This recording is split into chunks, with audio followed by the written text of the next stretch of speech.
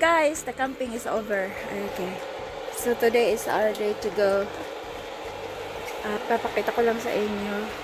This is our kitchen, which is everything is here.